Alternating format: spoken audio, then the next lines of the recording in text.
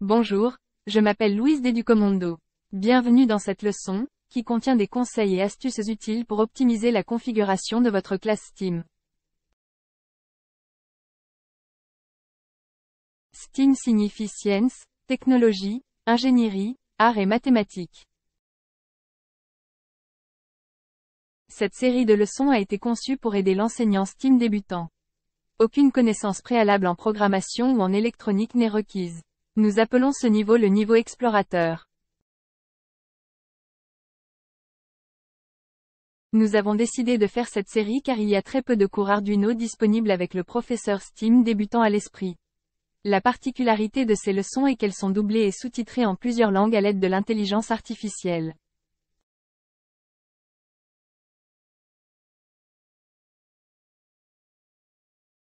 Cela permet de rendre ces leçons accessibles à un public aussi large que possible. Les cours ne nécessitent pas de connexion Internet et sont disponibles sur carte mémoire haute capacité par Educomondo.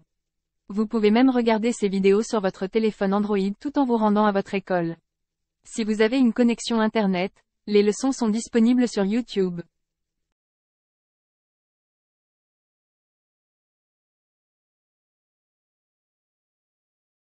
Le but ultime de ce cours est d'aider à combler le fossé numérique et à susciter l'intérêt scientifique et technique des jeunes. Ce cours est la première étape pour passer au niveau supérieur et en apprendre davantage sur la robotique ou la technologie climatique.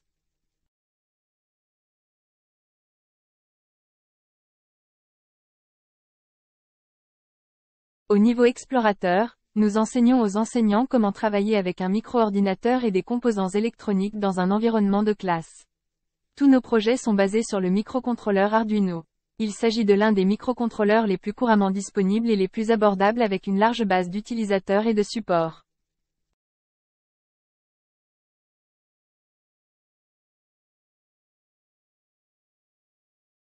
Chaque leçon est construite autour d'un projet que vous pouvez développer avec votre classe. Les projets sont basés sur des kits de démarrage. Comme vous pouvez le constater, les kits de démarrage sont disponibles sous de nombreuses formes et marques différentes. Heureusement, ils contiennent tous plus ou moins les mêmes composants. Ainsi, même si vous n'avez pas le même kit de démarrage que celui que nous utilisons pendant le cours, vous pourrez toujours suivre.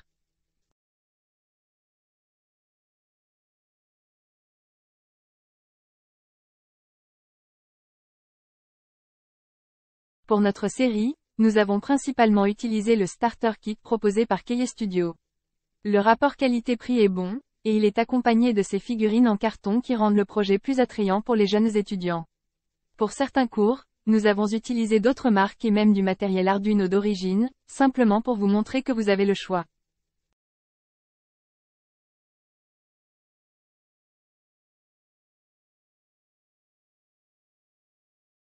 Parce que chaque classe sera différente en termes de nombre d'élèves et d'infrastructures, nous avons pris comme référence une classe de 30 élèves. Un cours STEAM réussi repose sur la collaboration en équipe. Idéalement, vous divisez votre classe en petits groupes de 3 élèves. Cela implique que vous aurez besoin d'au moins 10 kits de démarrage et 10 ordinateurs.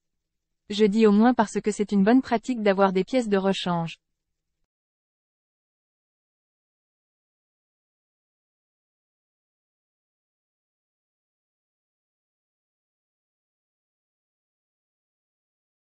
Nous recommandons d'avoir 12 kits de démarrage et 12 ordinateurs disponibles pour une classe de 30 élèves.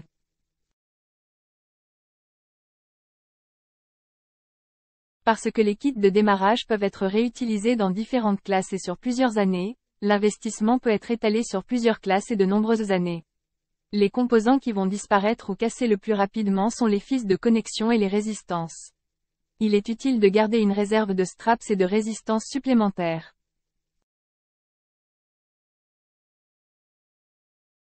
Une fois que vous commencez à utiliser des cerveaux, des moteurs pas à pas ou d'autres composants à haute puissance, l'alimentation USB connectée à l'ordinateur portable ne sera plus suffisante. Vous aurez besoin d'une batterie supplémentaire de 9 volts ou d'une banque d'alimentation pour fournir suffisamment d'énergie aux composants.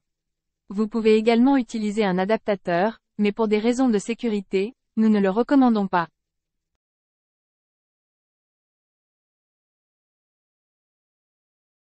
Nous vous conseillons d'utiliser des ordinateurs portables simplement parce qu'ils fonctionnent sur pile et continueront de fonctionner en cas de coupure de courant. Il peut s'agir de modèles d'occasion ou remis à neuf tant qu'ils fonctionnent sous Windows 10 ou 11. À moins que vous n'utilisiez les ordinateurs à d'autres fins, les modèles de base conviendront à nos projets.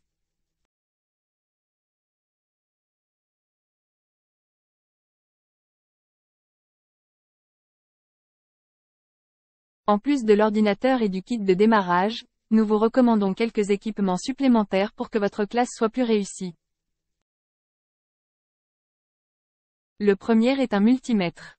Nous considérons cela comme un outil nécessaire à l'enseignant pour vérifier les composants et les circuits. Heureusement, un bon multimètre n'a pas besoin de coûter cher. Celui qui est montré ici a été acheté en ligne pour moins de 25 $ américains. Attention, les modèles très bon marché peuvent avoir une cote de sécurité inférieure. Veillez donc à acheter un modèle de catégorie 2.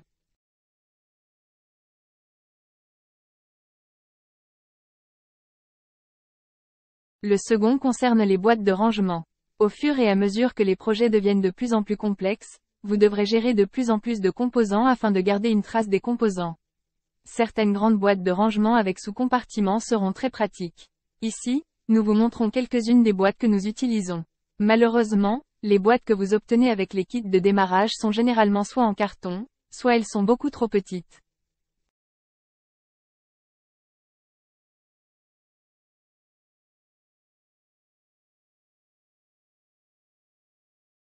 Le troisième élément utile est un grand tapis de soudure.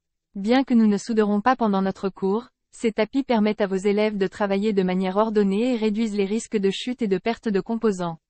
Une fois au sol, les petits composants sont difficiles à trouver.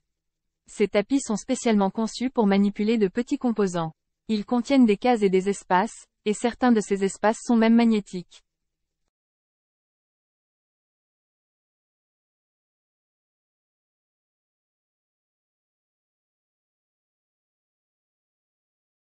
De plus, ils assurent la protection du microcontrôleur. Ces tapis peuvent être obtenus en ligne et coûteront environ 20 $ américains.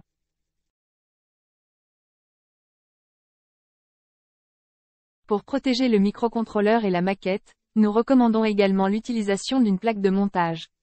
Certains des kits de démarrage sont livrés avec une plaque de montage. D'autres ne le font pas. Inévitablement, les étudiants laisseront tomber les microcontrôleurs.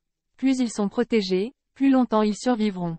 Vous pouvez obtenir des plaques de montage de microcontrôleurs comme celle-ci, ce qui représente un excellent investissement d'environ 15 $ américains. Et cela protégera votre microcontrôleur.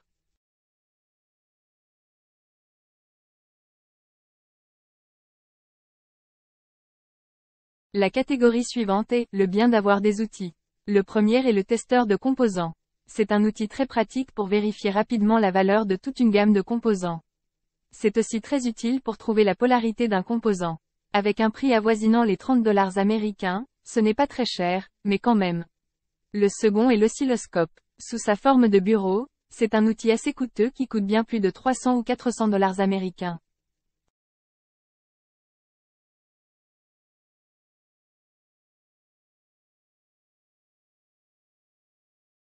Il existe également des versions portables qui coûtent beaucoup moins cher. Vous pouvez trouver un oscilloscope comme un outil pratique pour montrer à votre classe, par exemple, des formes d'ondes telles que la modulation de largeur d'impulsion sur l'Arduino.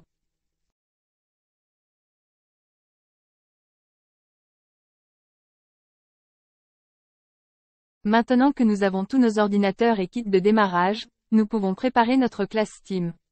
La première chose à faire est de monter le microcontrôleur et la plaque d'essai sur la carte de protection du projet.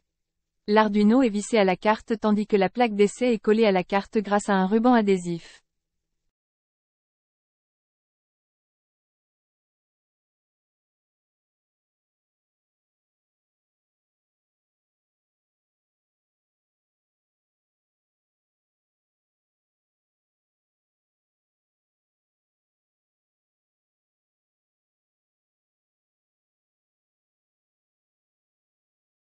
La seule fois où vous aurez besoin d'accéder à Internet, c'est pour installer l'IDE Arduino ou l'environnement de développement intégré. Si vous n'êtes pas sûr de l'installation de l'IDE, contactez votre partenaire informatique local. Ils ont l'expérience nécessaire pour installer et tester les logiciels que vous téléchargez sur Internet.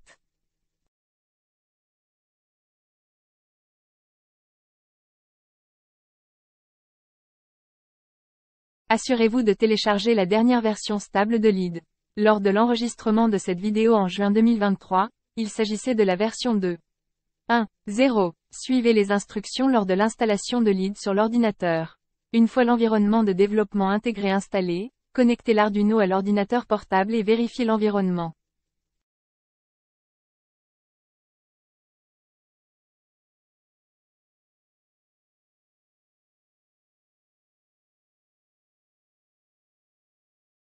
Sélectionnez le bon microcontrôleur Arduino. Dans notre cas, ce sera le module Arduino Uno, R3. Sélectionnez le bon port. Vérifiez le débit en baud du moniteur série. Et vérifiez également certains autres paramètres du moniteur série. Assurez-vous de le faire sur tous les ordinateurs que vous utiliserez, y compris ceux de rechange. Pour vous assurer que chaque leçon se passe bien, préparez à l'avance pour chaque leçon ce qui suit. Quels sont les composants nécessaires? Distribuez uniquement les composants nécessaires. Utilisez le tableau blanc ou noir pour expliquer les circuits ou les schémas. Et si vous avez un projecteur, utilisez-le pour montrer des dessins et des circuits.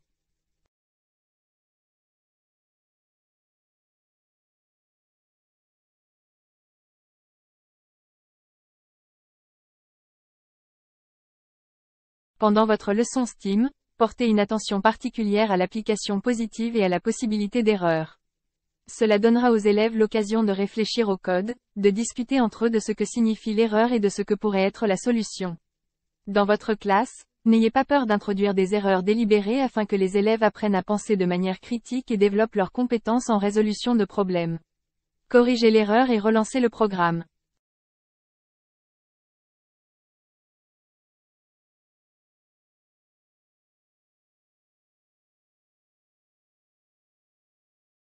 Chacune de nos leçons se termine par vous donner des idées de devoirs. Les devoirs à la fin du cours visent à élargir le monde des étudiants en leur demandant de sortir du sujet STEAM qui a été couvert. Par exemple, vous pouvez avoir un devoir qui comprend des sujets artistiques comme la musique ou la peinture. Ou vous pouvez inclure d'autres matières STEAM comme la biologie ou la géographie. L'objectif est également de motiver les étudiants à mener des recherches et à continuer à travailler ensemble.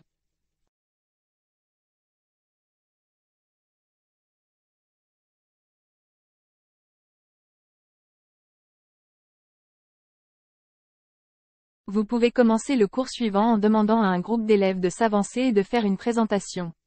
Cela renforcera leur confiance et jettera les bases de la prise de parole et de l'expression en public.